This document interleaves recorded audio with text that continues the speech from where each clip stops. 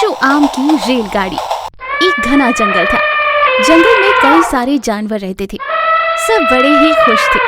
उसी जंगल में एक बंदर रहता था जो बहुत ही नटखट और होशियार था। वो हमेशा जंगल में कुछ न कुछ अनोखा करता रहता था और सारे जानवर उसकी वाह वाह करते थे, खासकर शेर खान। एक बार शेर खान बंदर से बोला, देखो बंदर, गर्मियों का मौसम आया है, जंगल में घूमना मुश्किल हो गया है। मैं चाहता हूँ कि तुम मेरे लिए एक ट्रेन बनाओ जो बहुत ही अनोखी हो। जी महाराज, आपकी आज्ञा का पालन करना मेरा कर्तव्य है। मैं अभी काम पर लग जाता हूँ। ये कहकर बंदर वहां से चला जाता है और मन ही मन सोचने लगता है, मैंने महाराज को कह तो दिया कि बना दूंगा, पर कैसे बनेगी ट्रेन एकदम अनोखी वाली। बंदर यूं सोच ही रहा था कि तभी उसकी नजर पेड़ पर लगे एक आम पर पड़ी और उसे झट से ख्याल आया। हाँ, मैं आम ट्रेन बनाता हूँ। फलों का राजा आम है और हमारे जंगल के राजा शेर हैं। यही सही है।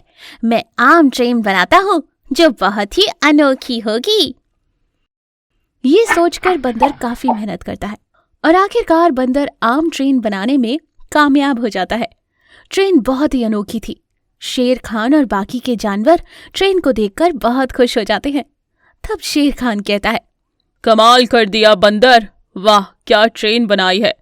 कल मेरा जन्मदिन है और मैं अपने जन्मदिन पर इसका उद्घाटन करूंगा।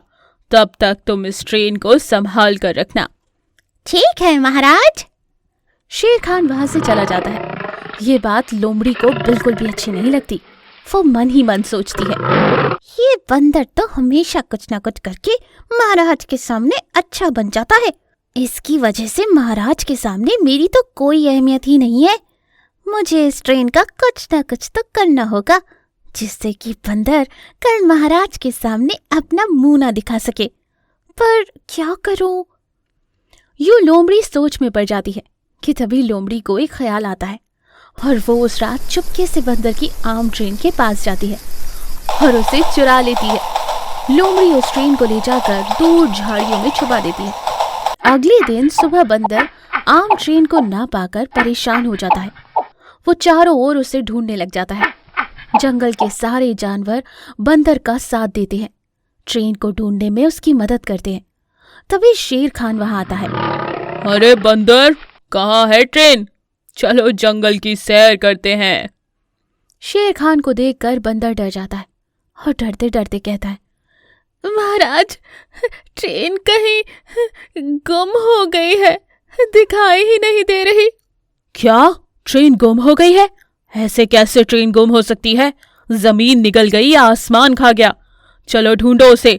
अगर वो नहीं मिली तो तुम लोगों की खैर नहीं। ये सुनकर सारे जानवर डर जाते हैं और इधर उधर भागने लगते हैं। तब बंदर कहता है, रुक जाओ दोस्तों, मैं भूल गया था कि मैंने अपनी आम ट्रेन में एक GPS लगाया हुआ है।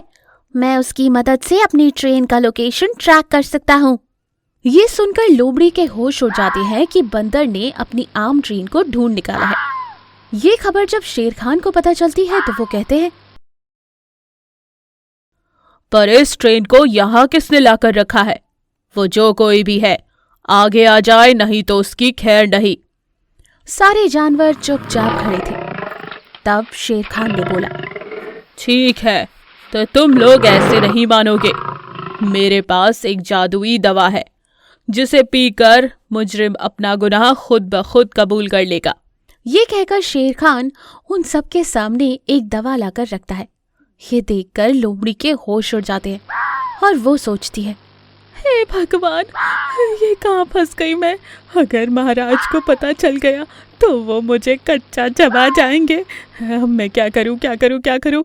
और बहुत देर सोचने के बाद लोमड़ी को एक तरकीब आती है और वो जोर से चिल्लाती है, हाय मेरा पेट, मेरे पेट में दर्द हो रहा है, हाय मैं मर गई महाराज। ये लोमड़ी पेट दर्द का नाटक करके वहां से भाग जाती है।